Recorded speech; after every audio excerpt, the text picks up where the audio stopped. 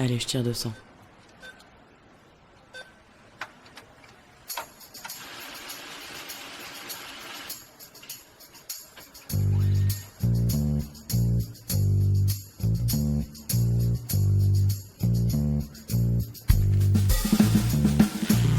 Fric, thune, Pognon.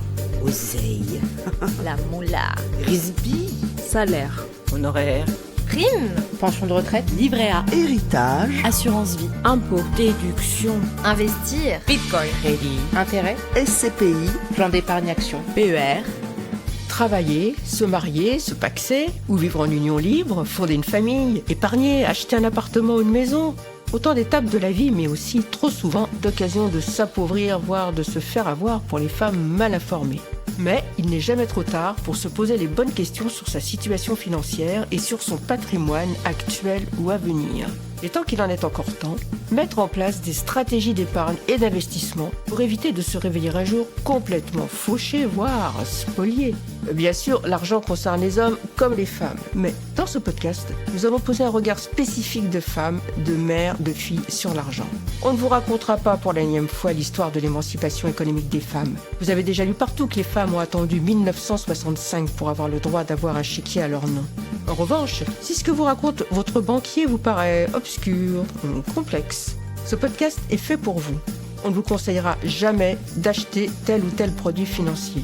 On ne vous promettra pas non plus que vous pourrez prendre votre retraite à 35 ans fortune faite, mais nous vous aiderons à peser le pour et le contre avant de prendre une décision qui engage vos sous.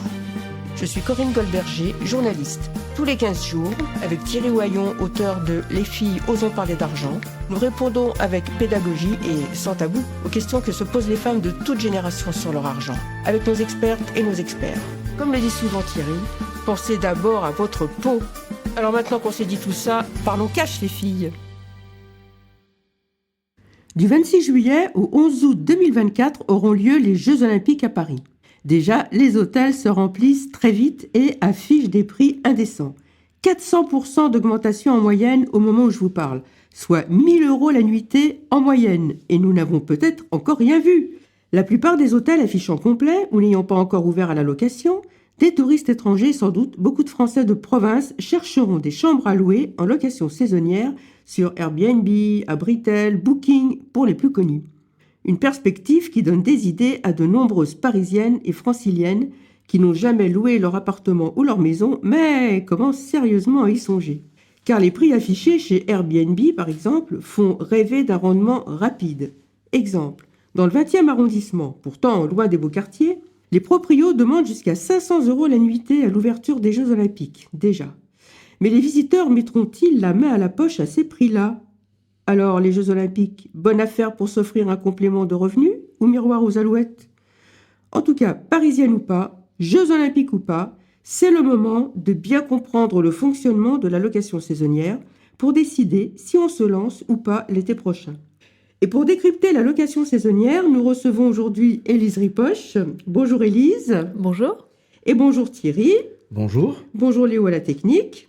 Élise, notre experte, vous êtes créatrice de J'affiche complet, qui s'adresse aux professionnels du tourisme ou aux novices qui souhaitent apprendre ou être accompagnés pour maximiser leur chiffre d'affaires au quotidien en location saisonnière, notamment celles et ceux qui se lancent dans la location saisonnière de courte durée. Et je vous pose la première question. Élise, alors, puisque nous parlons des femmes et de leur argent, du côté des hôtes, des proprios, d'après ce que vous constatez, est-ce qu'il y a autant de femmes que d'hommes qui se lancent dans la location saisonnière ? Bonjour, merci beaucoup pour votre invitation. Je suis extrêmement heureuse d'être avec vous aujourd'hui. Nous aussi. Malheureusement, c'est un vrai regret pour moi, mais il y a encore beaucoup d'hommes, je trouve, qui vont plus spontanément aller vers l'immobilier. Alors, en la matière, il y a beaucoup de façons de l'expliquer. Moi, j'ai pas vraiment de conviction sur ça, mais je dois bien en venir à la réalité, c'est qu'il y a beaucoup plus d'hommes que de femmes, malheureusement. Malheureusement, oui. Alors Élise, quels sont les pièges évitables de la location saisonnière quand on débute ? Parce qu'en fait, on va mettre à disposition son propre appartement, ou en tout cas un de ses propres appartements, et il y a un attachement à cette chose-là. Exactement.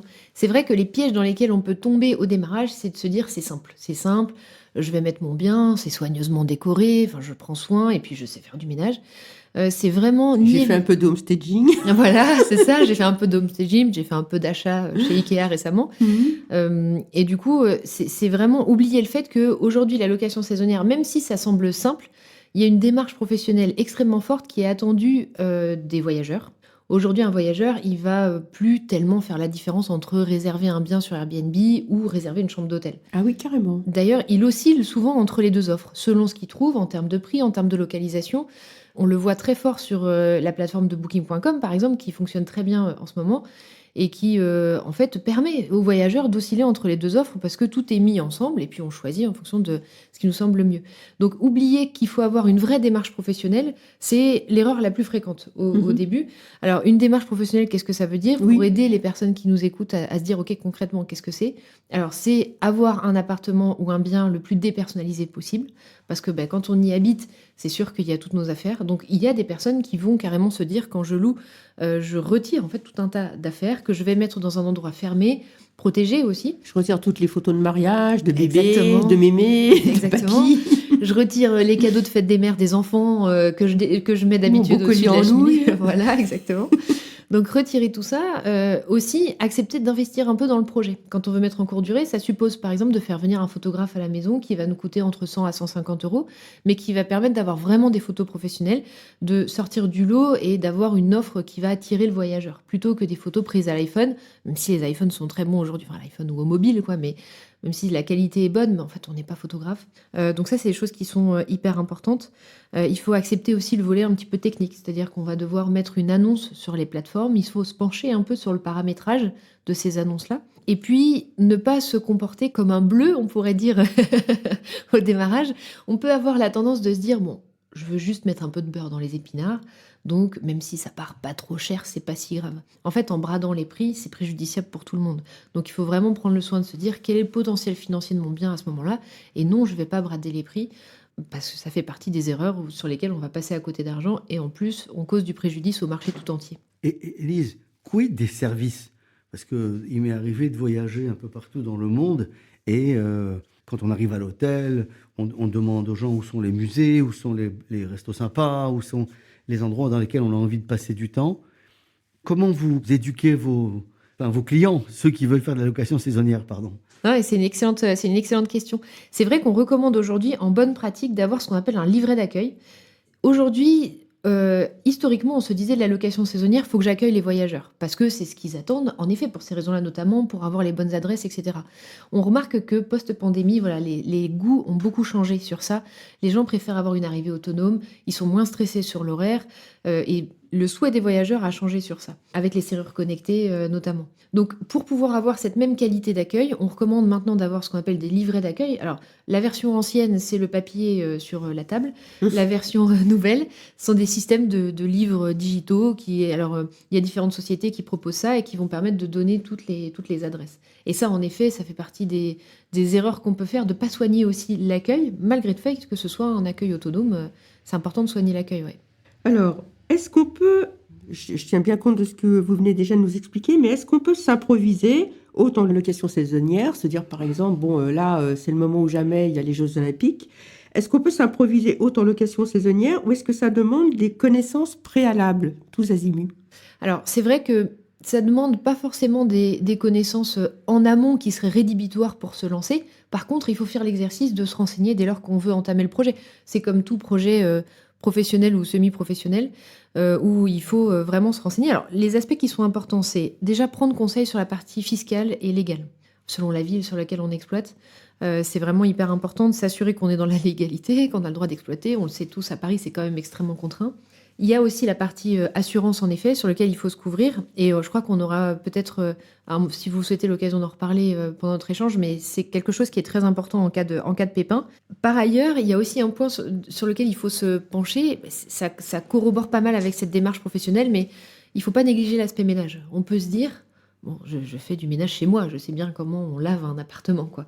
En fait, la réalité, c'est que non. C'est-à-dire, à moins d'être ultra maniaque, on ne sait pas faire un ménage professionnel de qualité hôtelière. C'est un métier, et les attentes qu'on a nous-mêmes. Je pense qu'on peut tous se poser la question de quelles sont mes attentes en tant que voyageur. On s'attend tous à une qualité de ménage extrêmement professionnelle, quasi parfaite, sinon parfaite. Et projeter ça sur son lieu de vie, c'est pas anodin. Donc se pencher sur ça, c'est aussi important. Parmi les choses à savoir, à considérer et sur lesquelles se former ou apprendre. Et puis il y a toute cette partie relation commerciale, parce que mécaniquement, on entre dans une activité commerciale, pareil, avec des attentes de clients, de relations commerciales. Et sur ça aussi, il faut se renseigner, travailler. Il y a pas mal de choses à savoir. Je suis pas sûre que sur le marché, on ait vraiment des formations spéciales dédiées à ça. Pour moi, la meilleure façon aujourd'hui, quand on veut faire du Airbnb, c'est d'être au contact des professionnels. Notamment sur Internet. Le bon vieux groupe Facebook, il fonctionne aussi pas mal sur ça. Et puis après, on commence à avoir les feedbacks des voyageurs et on se rend compte rapidement s'il y a des choses qui vont pas bien, quoi. Donc c'est de l'auto-formation. Malheureusement, ça n'existe pas, la formation sur le ménage, mais il faudrait la créer. Alors, c'est pas pareil de louer son studio, un appartement prestigieux dans un beau quartier, une maison avec ou sans jardin et piscine. Alors, comment choisir la bonne plateforme de location saisonnière? Tout le monde connaît Airbnb, mais il y en a d'autres. Comment savoir quelle plateforme convient le mieux à notre bien et aux besoins de nos hôtes, quoi, et aussi aux nôtres? Oui, exactement. En effet, là actuellement, ce qu'on recommande, c'est d'être sur les 2 plateformes qui sont poids lourds du domaine d'activité, c'est Airbnb et Booking.com. Aujourd'hui, on observe que Booking.com a plus de parts de marché que Airbnb. Alors que c'est vrai, spontanément, on pourrait se dire, tiens, je mets mon bien. On va se dire, je mets mon bien sur Airbnb, justement. Comme si, alors qu'on peut aussi mettre sur Booking.com, et Booking.com a une force de frappe commerciale actuellement qui est plus importante. Parfois, on me dit, est-ce que ça vaut vraiment la peine d'être sur les 2 plateformes? La réponse est oui, parce que justement, comme ce sont 2 titans qui se prennent des parts de marché au fil du temps, aujourd'hui, c'est peut-être Booking.com. Dans le passé, il y a eu des moments où c'était Airbnb, et ça pourra changer dans le futur. Donc, il faut vraiment jouer sur les 2 tableaux. Et par rapport à ça, sur les plateformes qui sont spéciales, parmi les personnes qui nous écoutent aujourd'hui, si vous êtes dans une situation où vous mettez ponctuellement votre bien à la location, votre résidence principale, actuellement, ce qui sera le plus intéressant, c'est de vous limiter à 2 plateformes, Airbnb et Booking.com. C'est seulement dans une situation où on exploite toute l'année un bien en location saisonnière que ça peut avoir du sens d'envisager d'autres plateformes plus spécifiques, notamment sur le haut de gamme ou spécialisées sur certains besoins. Si on donne un exemple le plus récurrent, c'est si on a un bien vraiment de grande taille avec beaucoup de chambres, ça peut être intéressant de se positionner sur Abritel par exemple. Mais c'est seulement si on exploite toute l'année. Le socle de base, c'est vraiment Airbnb et Booking.com. Si on a un appartement dans un quartier un peu prestigieux? Alors, si on a un appartement dans un quartier prestigieux, ça peut être intéressant de se tourner vers des plateformes comme Belle Demeure, des plateformes qui sont plus haut de gamme. Mais c'est vraiment, on peut avoir tendance à penser très vite, je suis dans un bel arrondissement et j'ai un bien de qualité. Mais on peut avoir tendance à se dire, du coup, je ne vais pas aller sur Booking.com et Airbnb. Il y a beaucoup, beaucoup de biens sur des très beaux quartiers, de très belle qualité sur ces plateformes déjà. Donc, c'est un très bon démarrage déjà avec ces 2 plateformes. Alors Élise, comment se rémunèrent les plateformes de location? Quelle est la commission moyenne qui est due à la plateforme? Et cette commission, elle représente quel pourcentage du prix de la nuitée? Alors les plateformes, elles vont se rémunérer en pourcentage de ce qui est vendu sur la plateforme. Le pourcentage, pour se donner une idée, donc c'est globalement sur Booking.com de 15 à 17% et sur Airbnb 3 ou 15%. C'est un pourcentage qui est appliqué à l'hôte. C'est un pourcentage qui, en général, fait peur parce que on va se dire ça vient ponctionner en fait l'argent que moi je gagne.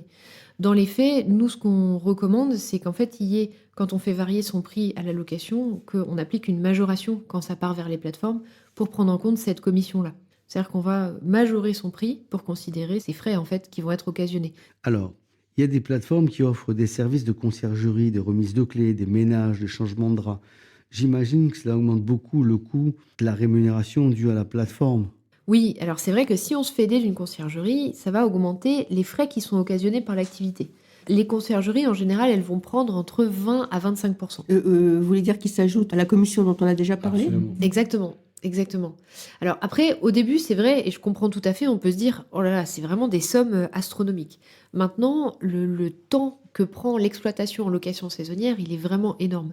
Donc souvent, quand on a des personnes qui retirent leurs biens en location saisonnière auprès d'une conciergerie, le font eux-mêmes, finissent souvent par le redonner à une conciergerie parce que la charge mentale et le temps passé, il est vraiment énorme. Et d'ailleurs, pour être tout à fait transparente, le business model de la conciergerie en lui-même, c'est pas un business model qui est hyper rentable, quoi. Parce que c'est tellement chronophage comme travail, il faut être disponible pour les voyageurs tout le temps, c'est-à-dire avant la réservation pour répondre aux questions, pendant la réservation pour répondre aux questions liées à la facture, la prise de réservation, etc.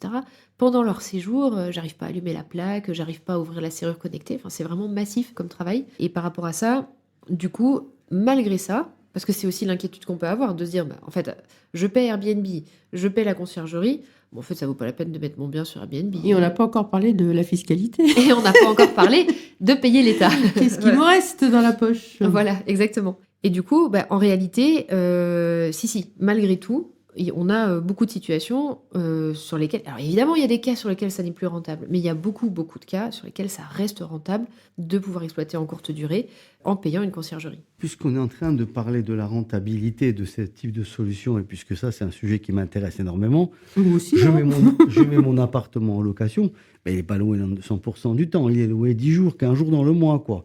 Et puis des fois, je reviens. Alors donc, des fois, je l'occupe et donc, je ne peux pas le louer. Comment est-ce qu'on peut évaluer la rentabilité? Je n'ai pas honte de dire que moi, je pense que les gens qui se bagarrent pour faire du Airbnb, pour beaucoup, et qui font tout eux-mêmes, gagnent de l'argent. Ceux qui le sous-traitent gagnent beaucoup moins d'argent, mais aussi, voilà, la situation est différente, parce que les biens ne sont pas occupés 100% du temps. Ça dépend. Hein. Alors oui, il y a les fois où on veut récupérer son bien. Mais après, ça dépend des marchés. Là, je ne sais pas si c'est un bien à Paris que vous dites, mais le remplissage, il peut être vraiment très proche du 100% toute l'année. Hein. D'accord. Ouais. Après, justement, sur ça, je parle d'un sujet que j'affectionne particulièrement, c'est la tarification. C'est que, oui, il faut que la tarification soit en adéquation avec le potentiel du marché tenté pour pouvoir avoir un remplissage qui soit le meilleur possible toute l'année. Donc, c'est vrai que, indéniablement, la rentabilité sera inférieure si on délègue. Mais comme on y passera 0 minute, ou proche de 0 minute, à part cas très grave, une chaudière qui pète ou un truc comme ça, mais sinon, c'est de l'argent qui est plus facile, on va dire, que si on devait exploiter soi-même. Et c'est vrai que ça reste intéressant par rapport à l'exploitation en longue durée, parce que souvent c'est ça l'arbitrage en tant qu'investisseur. C'est-à-dire si je me mets en longue durée, je gagne tant, et là si je délègue à une conciergerie, je gagne combien, quoi. Un propriétaire peut louer son bien combien de nuitées dans l'année, de jours ou de nuitées dans l'année maximum? Alors, si on parle virtuellement toute l'année, Oui. maintenant, ce qui nous bloque en fait sur ces aspects-là, ce sont les règles mises en place par les villes, les communes, Oui. les agglomérations sur lesquelles on possède le bien. Donc, le plus connu en la matière, c'est la ville de Paris, Oui. qui impose beaucoup de contraintes par rapport à ça, notamment la contrainte des 120 jours. Oui. J'ai l'impression qu'il y a beaucoup d'incompréhension par rapport à ce 120 jours. Donc, on peut peut-être parler de Paris, justement, comme on évoquait aussi le sujet des JO et tout ça. Les 120 jours, c'est si on exploite un bien à usage d'habitation. Un bien à usage d'habitation, ça va être contraint sur 120 jours. Et réfléchissez à le restreindre un peu, etc., mais c'est pas fait. Si on a un bien qui est à usage commercial, dont l'exploitation a été validée en meublé de tourisme, à ce moment-là, on peut l'exploiter toute l'année, sans aucun problème, dans Paris intramuros. La seule chose, c'est qu'aujourd'hui, c'est comme on l'a tous bien compris, la mairie de Paris n'est pas hyper fan des locations saisonnières. Alors, qui est-ce qui fixe le prix de la nuitée? Est-ce que c'est l'hôte tout seul, le propriétaire tout seul qui fixe le prix, ou est-ce que la plateforme l'aide à fixer le juste prix après la visite du bien ou pas de visite du bien? Je ne sais pas comment ça se passe. Enfin bref, comment le prix est-il fixé?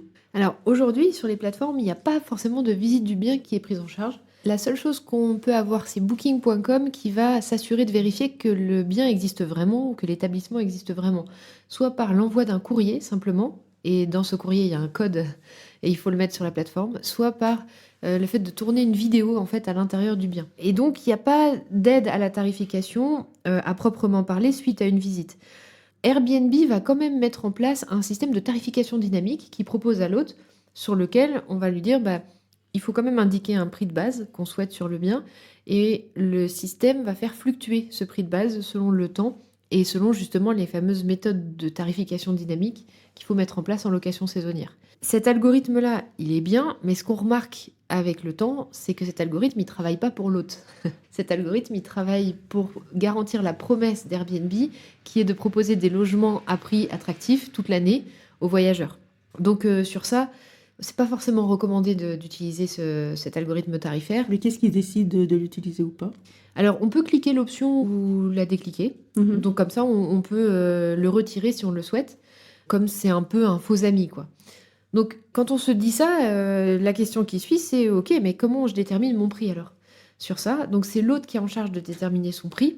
Ce qu'on recommande pour déterminer son prix, c'est de faire une petite étude concurrence. Mais encore une fois, le faux ami en la matière, c'est de se dire bon, je regarde 3-4 annonces autour de moi, je regarde quel prix c'est et je vais me mettre un peu dans la moyenne. Ça, c'est un faux ami parce que souvent, les personnes ne sont pas forcément formées en revenu management, justement, qui est la science de bien faire ses prix.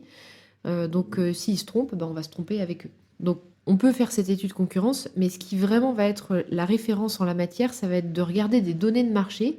On a des sites qui existent comme RDNA, donc ça s'écrit voilà, AIRDNA, qui est un site, alors c'est un site payant, hein, moi je ne travaille pas pour ce site-là, mais nous, chez J'affiche complet, on l'utilise beaucoup, qui va permettre de voir quel est le potentiel financier que j'ai au temps T sur mon bien.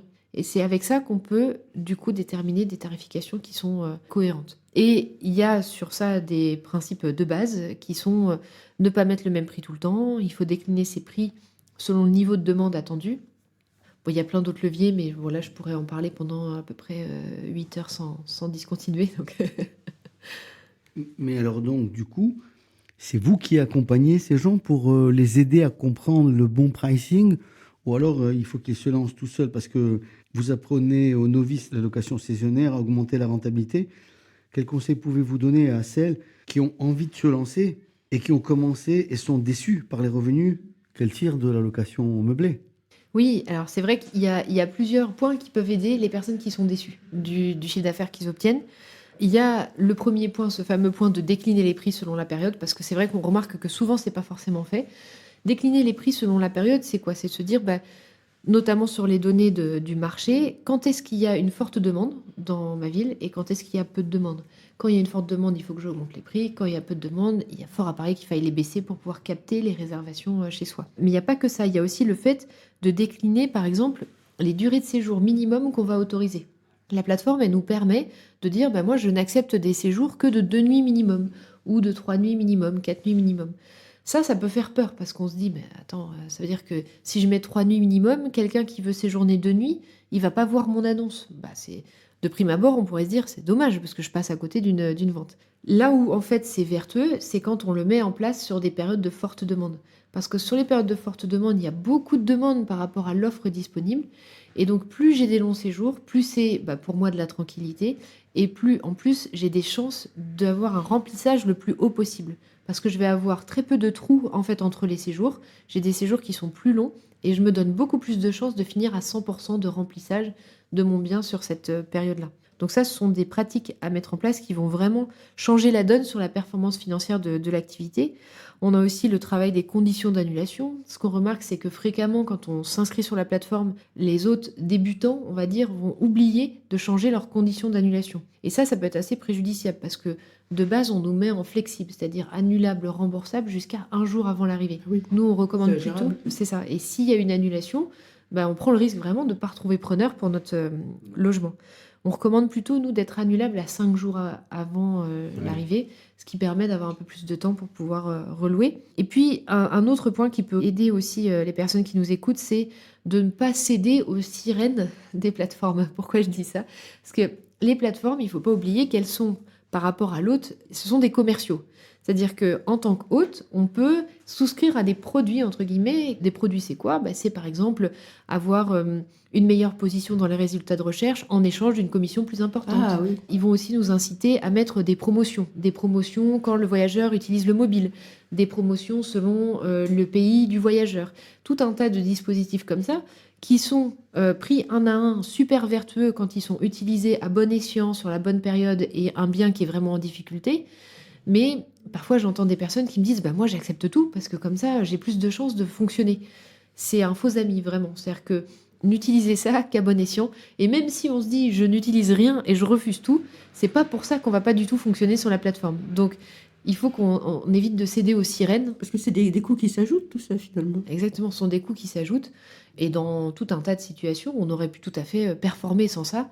Mais comme on nous invite à le faire et on nous dit que c'est mieux, on peut céder à ça alors que ça nous fait perdre de l'argent. Je me demandais, est-ce que les locataires ont le droit de sous-louer leur logement en location saisonnière? Et si oui, à quelles conditions? Alors, En tant que locataire, on peut sous-louer si on a l'autorisation du propriétaire, donc il faut faire la demande explicite, que ce soit validé par le propriétaire. Et la deuxième chose qui est possible, en fait, la sous-location, on le voit beaucoup aujourd'hui par le prisme d'une sous-location, on va dire, un peu cow-boy illégale. Voilà. Il y a quand même un business model légal et solide qui existe autour de la sous-location. Il y a des personnes dont le métier, c'est d'être sous-loueur professionnel, c'est-à-dire qu'ils vont louer un bien à usage d'habitation avec un contrat de bail. Alors, il y a plusieurs écoles en la matière. Il y a soit le bail civil ou soit un bail commercial dérogatoire. Et dans les deux cas, en fait, ce contrat de bail lié entre le propriétaire et le sous-loueur autorise la relocation en courte durée. Donc c'est un business model qui permet aujourd'hui à beaucoup de personnes de créer des entreprises qui exploitent comme ça en courte durée. Donc c'est possible, mais c'est encadré légalement. Il faut faire les choses bien. Sinon, c'est... Alors, je ne suis pas sûre d'avoir compris. Le sous-loueur, c'est un intermédiaire. Oui. Ouais. Prenons le cas de ta maison.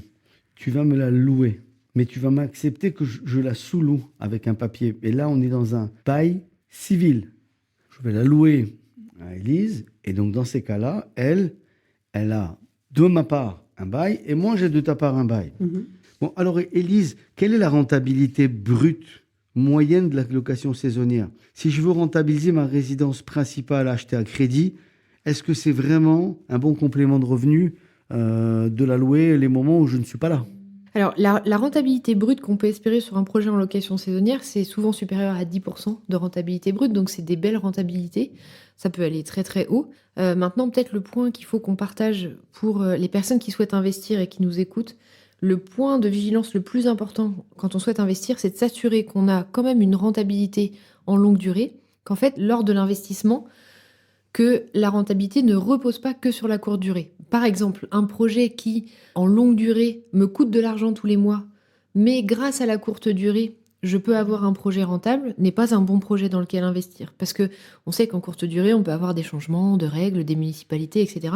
Donc si demain, je me retrouve à être bloqué parce qu'il n'est plus autorisé de faire de la courte durée sur le bien, dans ces cas-là, on se retrouve avec un projet qui n'est pas bon. Ouais, on a aussi le sujet de la transition énergétique. Est-ce que les lettres A, B, C, D, E, F, G sont applicables dans le cas de la location courte durée? C'est une bonne remarque, ça ne l'était pas jusqu'à présent, et maintenant, ils Est-ce que souhaitent je le peux faire. louer ma passoire thermique, c'est ça? Exactement, exactement.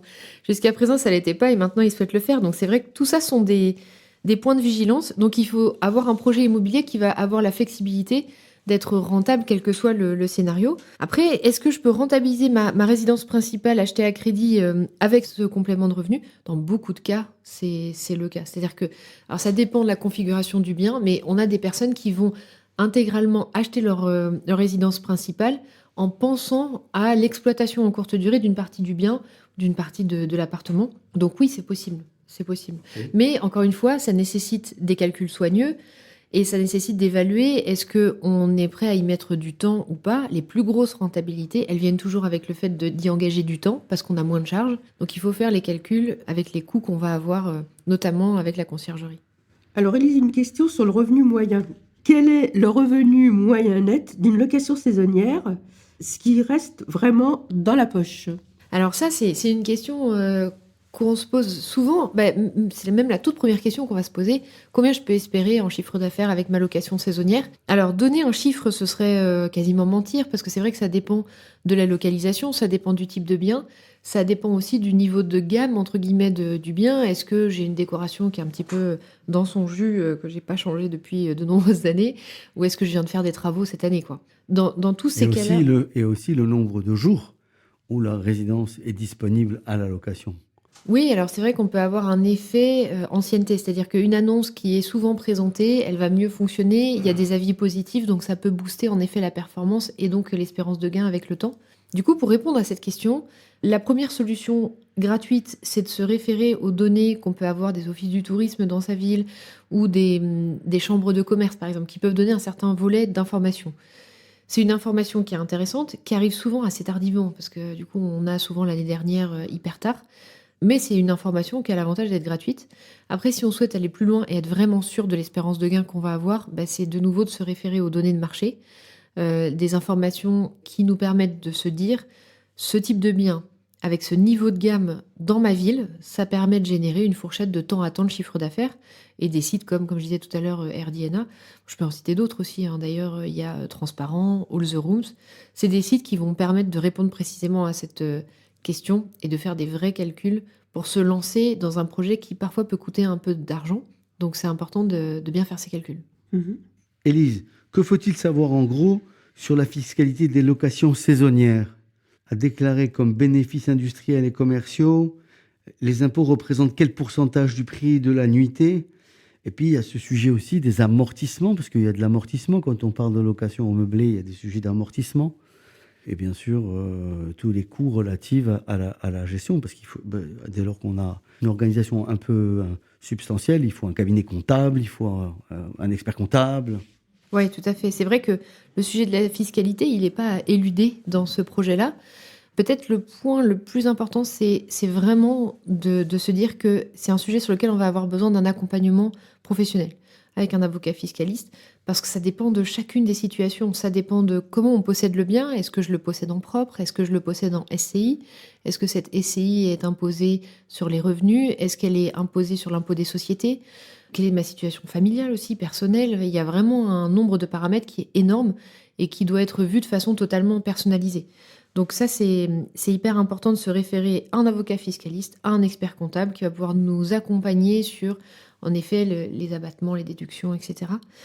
Sur ça, peut-être pour donner des billes, moi, quand j'étais loueur saisonnier, j'exploitais du coup dans mon bien qui avait 3 chambres, 2 chambres en location saisonnière. Et du coup, je bénéficiais du statut qu'ils appellent de maison d'hôte ou chambre d'hôte sur la partie fiscale, avec un abattement de un peu plus de 70% sur le régime microbique et qui me permettait du coup d'avoir une fiscalité très intéressante en la matière. Donc ça, c'est quelque chose qui peut être fait par exemple. Et c'est quelque chose qui va Ça, changer. c'est quelque chose qui était. Ça a changé là. Exactement. Oui, parce que... Alors, c'est pas encore fait, mais ils envisagent de le faire, ouais. Oui. Alors moi, j'ai lu que le gouvernement a bien l'intention de raboter l'avantage fiscal dont bénéficient les meublés de tourisme du type Airbnb. Psst, message de service. Louer son appart pour les Jeux Olympiques sera sans doute moins rentable que prévu.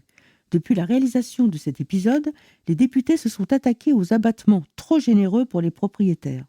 Pour inciter les proprios à mettre leurs biens en location longue durée, l'abattement des Parisiens tombe donc de 71% à 30%, et dans la limite de 15 000 € de revenus annuels tirés de la location. Une vraie loi anti-Airbnb. Mais nous en saurons plus quand le texte aura été définitivement voté. Et bref, avant de louer votre appart pour les Jeux Olympiques, renseignez-vous, calculez combien d'impôts et de CSG vous allez payer pour savoir ce qui va vraiment rester dans votre poche. Et nous retournons à la suite de cet épisode. Et effectivement, donc, j'ai lu qu'il y a une proposition qui a été déposée par des parlementaires sur les locations de meublés saisonniers en zone tendue. En zone tendue, c'est-à-dire ces zones touristiques comme Paris, la Bretagne, où il y a trop de locations saisonnières qui changent la physionomie d'une ville et qui empêchent donc les locaux de se loger en location longue durée. Donc ces avantages fiscaux vont être rabotés. Après, ce qui est intéressant aussi de partager sur ça, c'est que souvent on a un mouvement de panique de la communauté, des investisseurs, à propos de ça, dès lors qu'on a des réductions des avantages fiscaux. Alors oui, indéniablement, c'est moins intéressant si on nous... Mais toutes les personnes qui crient à la mort de la location saisonnière à chaque fois qu'on a un petit changement ou un gros changement fiscal se sont souvent trompées dans le passé. Donc ne jetons pas le bébé avec l'eau du bain. Ça reste quand même très intéressant. Ça reste intéressant. Ouais. Bien sûr. Alors, quelles sont les formalités à effectuer avant de se lancer?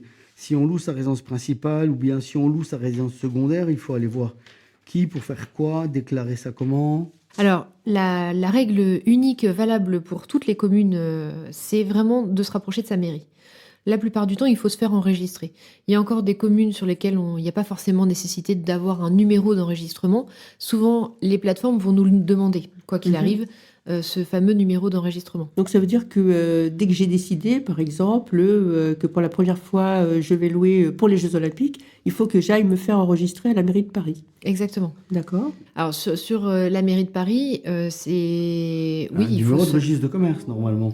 Alors non, c'est un enregistrement de numéro, même si c'est un usage ponctuel dans la limite des 120 jours en tant que résidence principale.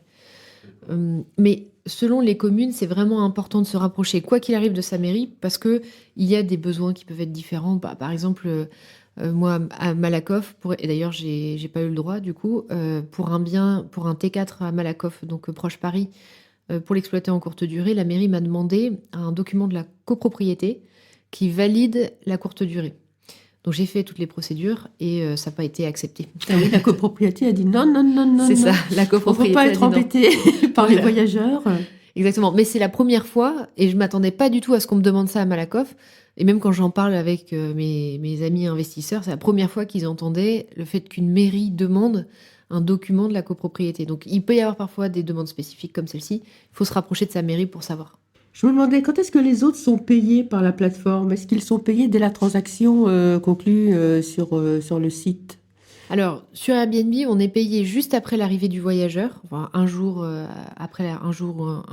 ou deux après l'arrivée du voyageur. Sur Booking, on est plutôt payé après le départ du voyageur. Donc, il peut y avoir des petits détails de trésorerie qu'il faut anticiper, en effet, parce qu'on ne reçoit pas tout de suite l'argent. Alors, beaucoup d'autres potentiels sont tentés par la location saisonnière, mais ils sont freinés par la peur des dégâts, Tu m'étonnes. le vol des squatteurs, Les squatteurs. qui seraient apparemment de plus en plus nombreux. Y a-t-il des statistiques sur les divers incidents subis par les hôtes? Oui, alors sur la partie statistique, pour avoir réépluché ce sujet-là que j'avais essayé d'un peu d'éplucher dans le passé, j'ai trouvé aucune statistique en la matière. Et je pense que les plateformes se gardent bien de diffuser des statistiques à ce propos, et ce que je peux comprendre complètement. Maintenant, à la lumière de ce que nous, on voit, en tout cas chez J'affiche complet, on travaille pour plus de 1700 biens dont on optimise la tarification. Et à la lumière de ça, il y en a des problèmes, mais heureusement, c'est pas la majorité. Puis souvent, quand on a peur de problèmes, on a vraiment peur de choses très graves, quoi. Vraiment un appartement saccagé, complètement dégradé d'insalubrité, etc. C'est-à-dire que c'est ce qu'on voit, c'est ce qu'on lit dans la presse. Oui. Sans jouer l'oiseau de mauvaise augure, j'ai une cliente qui dans un appartement avec un bail commercial, a loué à quelqu'un qui fait de la location saisonnière. Lui, il est payé. Elle n'est pas payée. Voilà. Et ça fait un moment que ça dure. Alors, elle essaie d'intervenir auprès de la plateforme. La plateforme lui dit... On marche sur la tête, là. Ouais. Ah bah oui, bah ça c'est alors ça pour le coup c'est de la juridiction des contrats, quoi. C'est-à-dire que c'est une relation commerciale sur laquelle il y a un acteur qui est pas sérieux par rapport à l'autre.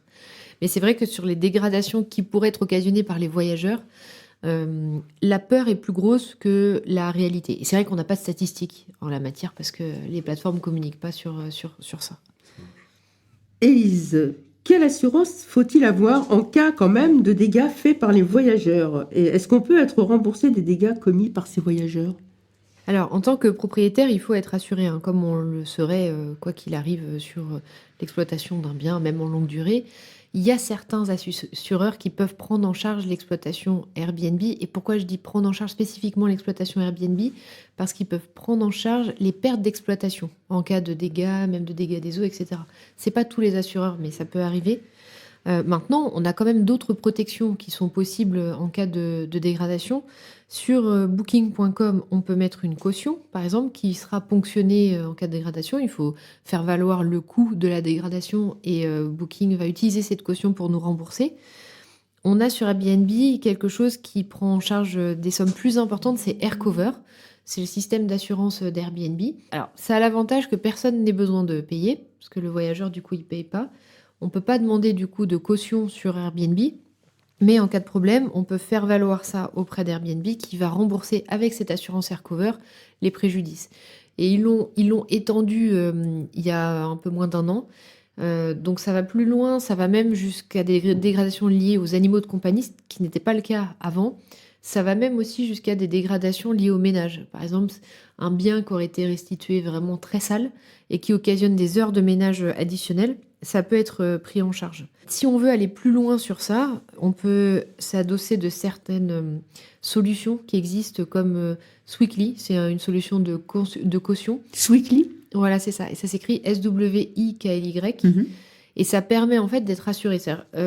C'est une caution qui, sur leur forfait payant, qui garantit le fait d'être remboursé en cas de problème. Parce qu'eux-mêmes sont assurés par un assureur derrière qui permet d'avoir ça. Et pour aider aussi les personnes qui nous écoutent, il y a aussi des solutions pour se prémunir des problèmes. Parce qu'on peut avoir des problèmes aussi liés au fait, qui occasionnent des dégradations, la fumée de cigarette, ces choses-là. Ils sont un peu venus pour faire la fête, c'est ça le souci. C'est ça. On les comprend, mais de l'autre côté de la barrière, Ça nous arrange pas du tout. pas du tout. Non. Donc pour ça, il y a des solutions comme Minute, par exemple, M-I, comme une minute, mais sans le E. Et c'est un petit boîtier qu'on met dans l'appartement qui va mesurer les décibels dans le bien, qui nous permet d'anticiper, de savoir si les décibels montent trop haut, et donc d'agir en conséquence jusqu'à potentiellement un appel à la police. Alors, si mes voyageurs ont réservé, ils étaient 4, et finalement, ils se viennent à 10. Quels sont mes recours? Ça, c'est les voisins qui t'informent. Non, ça, c'est l'histoire de mon fils. Ils ont loué une maison en plein milieu de Vercahors. Ils l'ont loué à 4, ils sont arrivés à beaucoup plus que ça. Ah ouais. Oui, ils avaient quoi, 20 ans, et ils ont fait un deal avec ça. Alors, ça, justement, par exemple, la solution Minute, encore une fois, c'est pas une société pour laquelle je bosse, mais c'est une solution qui permet de mesurer aussi le nombre de personnes qu'il y a dans le bien. Donc ça évite, en tout cas, ça permet de le savoir, s'il y a un problème comme ça. Après, souvent, cette question-là, elle se pose rarement quand on a un bien qui peut pas accueillir 10 personnes. Ça fait partie aussi des craintes qu'on peut avoir. Alors là, c'est dommage, c'était un cas comme ça, mais encore une fois, nous, à l'échelle des 1700 biens, c'est rarissime qu'on ait des cas comme ça. Le cas qu'on peut avoir qui est plus fréquent, c'est un bien qui peut effectivement accueillir plus de personnes, qui peut accueillir 10 personnes, par exemple, et sur lesquels on a décliné les prix. Si on arrive à 4, c'est moins cher que si on arrive à 6 ou que si on arrive à 10. Donc certaines personnes se disent, bon, on va dire qu'on n'est que 4, on paiera un peu moins cher. Et en fait, ils sont 6, 8. Voilà, et ils n'ont pas voulu payer le delta qu'il y a entre 4 à 10 Ils ont amené personnes. des sacs de couchage. Voilà. Des lits, ils sont venus avec leur lit d'appoint.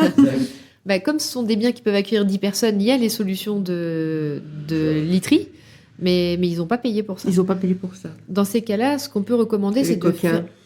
C'est ça. Dans ces cas-là, ce qu'on peut recommander, c'est de fermer les chambres. Oui. De fermer les chambres en prévenant le voyageur en amont que si vous êtes 4, on va vous donner par exemple 3 chambres pour loger les 4 personnes si ce ne sont pas 2 couples, mais on ne vous ouvrira pas les 6 chambres du logement, quoi. Ah oui, il y a des solutions. Alors, Élie, il y a une question qui me brûle les lèvres. Est-ce qu'on peut choisir ses voyageurs? Par exemple, est-ce qu'on peut dire ou se dire, voilà, moi, je veux des voyageurs non seulement expérimentés, respectueux évidemment des appartements, des maisons, mais qui ont effectué au moins 3 séjours sur la plateforme et qui ont reçu uniquement des évaluations positives, des avis positifs, pour éviter évidemment les mauvaises surprises comme on venait de parler, et notamment, par exemple, des squatteurs qui pourraient rester sur place. C'est possible sur Airbnb, par exemple. Oui. On peut bloquer l'accès, c'est-à-dire qu'on ne va pas être en réservation instantanée et on va pouvoir poser des questions au voyageur avant de valider son arrivée et sa réservation, en fait. C'est quelque chose qui peut être rassurant, mais qui n'est pas recommandé pour la performance de l'annonce. L'algorithme Airbnb favorise, en fait, les réservations instantanées. Pourquoi ? Parce qu'ils se rendent compte que c'est ce qui convertit le mieux. Et ce que veut Airbnb, c'est prendre des parts de marché à Booking.com. Donc, ils ne veulent pas que le voyageur oscille entre Airbnb et Booking finisse par réserver sur Booking.com. Donc, l'instantanéité leur permet de prendre un maximum de réservations. Donc, si on a une annonce sur laquelle on n'est pas en réservation instantanée, on souhaite valider les voyageurs avant qu'ils viennent, notre annonce, elle va être pénalisée dans les résultats de recherche. Donc, ce n'est pas forcément recommandé, mais pour se rassurer, il y a quelques règles qui ont été mises en place pendant la pandémie par Airbnb et qui sont maintenues actuellement. Par exemple, le fait qu'un voyageur qui a moins de 25 ans qui réserve sur sa ville de résidence, il ne peut pas réserver. Pourquoi ? Il ne peut pas réserver parce qu'ils ont remarqué que c'était la configuration dans laquelle on avait le plus probablement un projet de fête. Par exemple, un jeune qui a 19 ans, qui vit à Chartres et qui réserve un bien à Chartres, il y a fort à parier que ce soit pour faire la fête. Donc cette configuration n'est plus possible, donc c'est déjà premier vecteur de réassurance, on va dire. Et pareil, dans les faits, on remarque que sur Booking.com, par exemple, c'est pas possible de valider le voyageur avant même sa réservation. On peut poser quelques questions maintenant si on le souhaite, mais honnêtement, de la même façon, dans les faits, tout le monde est noté aussi sur les plateformes. Il faut pas oublier ça. Oui, donc, Maintenant, l'hôte et le voyageur sont un peu sur la même position, quoi. Mais effectivement, si c'est un projet de fête, ça peut être un one-shot. Le jeune n'a pas d'avis négatif puisque c'est la première fois, mais on ne le reverra pas 2 fois celui-là, peut-être. Oui, c'est ça. Sur Après Airbnb, qu'il aura du coup, il saccagé passera la pas. maison. Ouais. Mais Minute est là pour surveiller le nombre de personnes qui sont là. Voilà. C'est ça, Et on a exactement. bien checké notre assurance de tous les côtés. On a regardé si on était bien assuré. Et c'est la fin de cet épisode sur la location saisonnière. Merci à vous, Élise, d'avoir répondu à nos questions. Merci à nos auditrices et à nos auditeurs d'avoir écouté cet épisode. On espère que vous avez appris plein de choses sur la rentabilité, la fiscalité et tout ce qu'il faut savoir avant de se lancer dans la location saisonnière. Et si cet épisode vous a plu, n'hésitez pas à le partager à partir de votre appli Spotify, Apple Podcast ou Deezer, entre autres. Abonnez-vous à notre podcast.